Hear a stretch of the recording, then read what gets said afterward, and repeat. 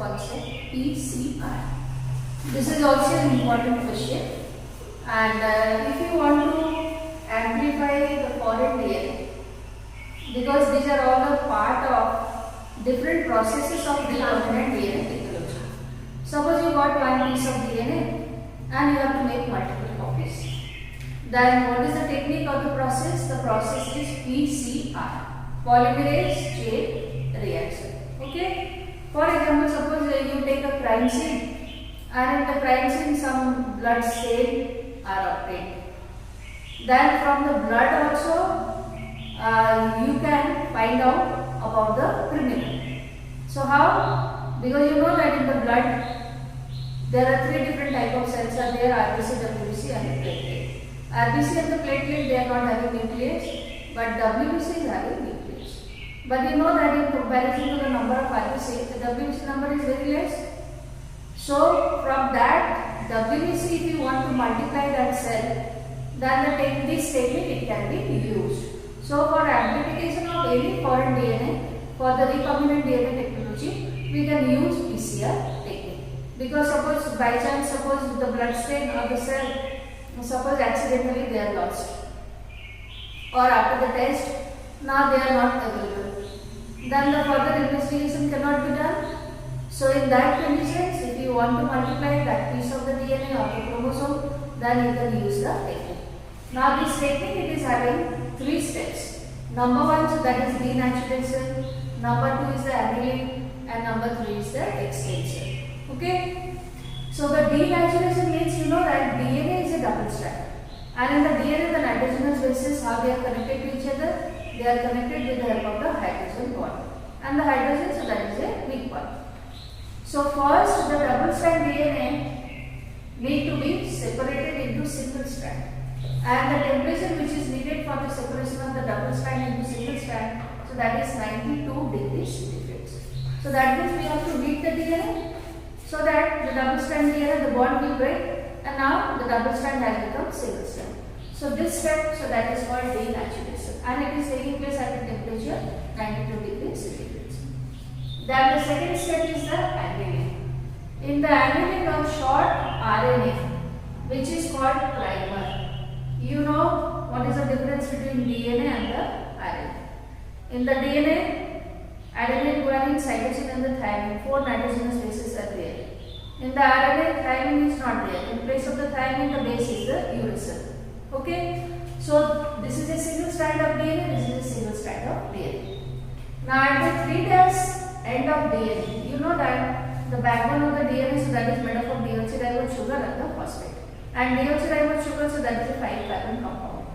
So 3' end means the end is having 4 carbon, this end is having 5th carbon. So towards the 3' end of the DNA, a short molecule of the RNA, so that is added. And this molecule of the RNA, so that is called RNA primer. Similarly, in this strands of the DNA also towards the 3' end, the RNA primer, so that is added, and this step, so that is called annealing.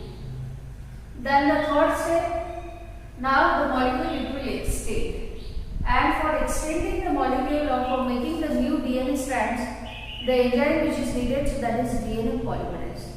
And this step, it is taking place at a temperature of 72 degrees centigrade. Sorry, this is taking place 50 to 60 degree Celsius, and this step, so that is taking place at 72 degree Celsius. Okay. So for the multiplication of the DNA, the enzyme which is needed, so that is DNA polymerase. And the normal DNA polymerase which is in our cell, so that can act at the temperature of the body temperature, and the body temperature is 37 to 38 degrees centigrade. But here the process which is operating, so that is operating at the temperature of 72 degrees centigrade. So normal DNA polymerase, it cannot work in this step. So we need a DNA polymerase which is thermostable polymerase. Thermostable means at high temperature also it can work. So that kind of DNA polymerase we are obtaining from the bacteria. The name of the bacteria is Thermus aquaticus, and found in hot spring. In the hot spring, you know that the temperature, so that is 100 degrees centigrade. So at 100 degrees centigrade temperature, the bacteria can survive, and the DNA polymerase which is there in the cell of the bacteria, so that also can survive. So this DNA, so that is called Taq polymerase. Taq polymerase.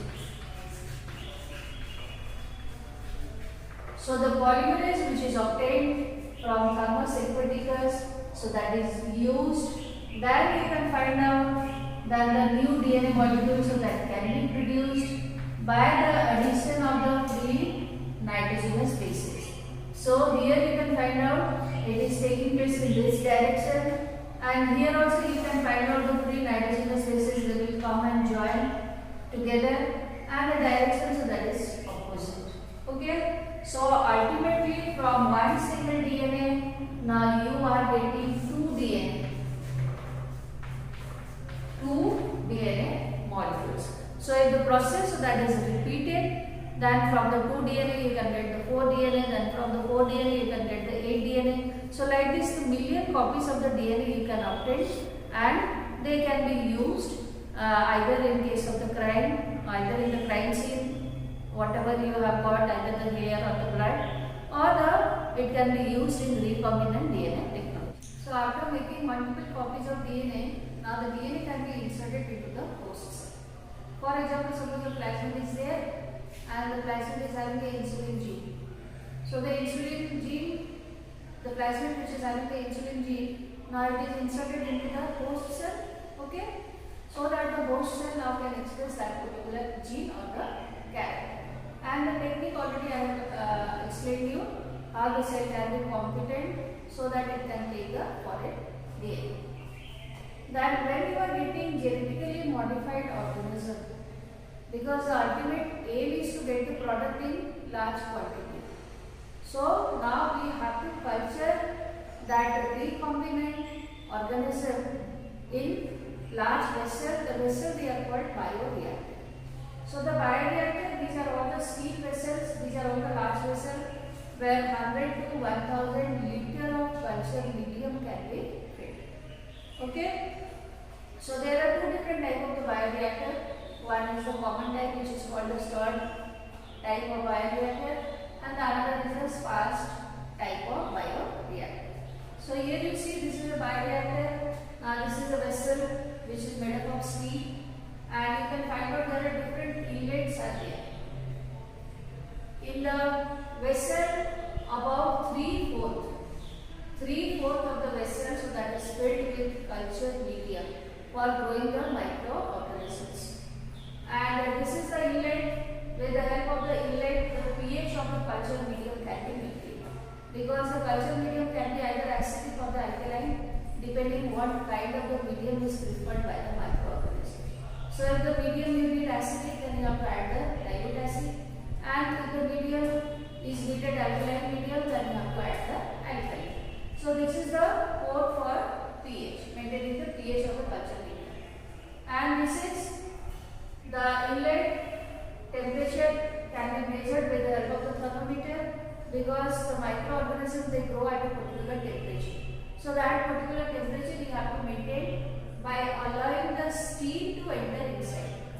So when the steam is entering, then the temperature it can be increased. Suppose you want less temperature, then there is another cooling jacket is here, and in the cooling jacket water can be allowed to run, so that now the temperature of the culture medium can be cooled down. So either you can make the temperature higher depending on the requirement of the microorganisms, or it can be lower. Similarly, this is the inlet to allow the sterile air to enter into the culture medium, because when the microorganisms they will grow in the culture medium, they also need air. So the fresh air, so that is also allowed, and we are adding a small amount of the microorganism here as inoculum. While explaining in curd preparation, I have told you that we are taking milk, lukewarm milk, and in the milk we are adding 1 teaspoon of curd. So the curd is called the inoculum, which is having thousands of lactobacillus, so that ultimately the whole milk is converted into curd. So here also in the culture medium we are adding the microorganisms, Then by getting the nutrient medium, the microorganism will grow in the bioreactor. So what is the difference between the stored type and the sparse type? Here you can find out there is one sparger is there, and the sparger can allow air bubbles to liberate. So these air bubbles, when they are passing in the nutrient medium, then you can find out there is a uniform mixing of the medium. Because when the microorganism they will grow in the culture medium, then you can find out at the top foam is produced. And the foam they are also removed or they are also taken out. So here you can find out there is one blade is there, and the blade so that is connected to motor. The blade so that is rotating. The upper blade so that can remove the foam, and the lower blade that is responsible for mixing the culture medium uniformly. But here you can find out no such blade is there, but in absence of the blade you can find out one tube is there which is called sparger, and it can allow the air bubbles to enter into the culture medium. So that is the difference between these two. Bioreactor and bioreactor you can grow the microorganism in huge quantity.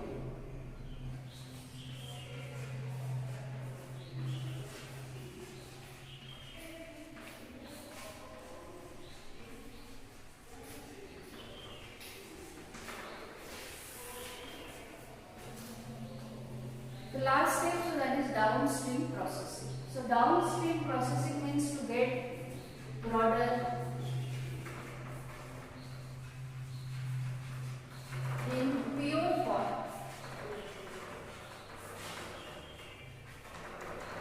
Okay, as I told you, suppose you have prepared a manipulated organism which is having insulin gene, and it is grown in the bioreactor in culture medium, then the bacteria it can multiply manyfold. So ultimately the bacteria so that is taken, that is killed, and the bacteria so that is separated, and we are separating insulin. Okay. Now this insulin so that is not pure. Maybe it is having the body parts of the bacteria. So you have to separate and you have to get the pure insulin. Okay. So once you get the product, then the product so that is sterilized,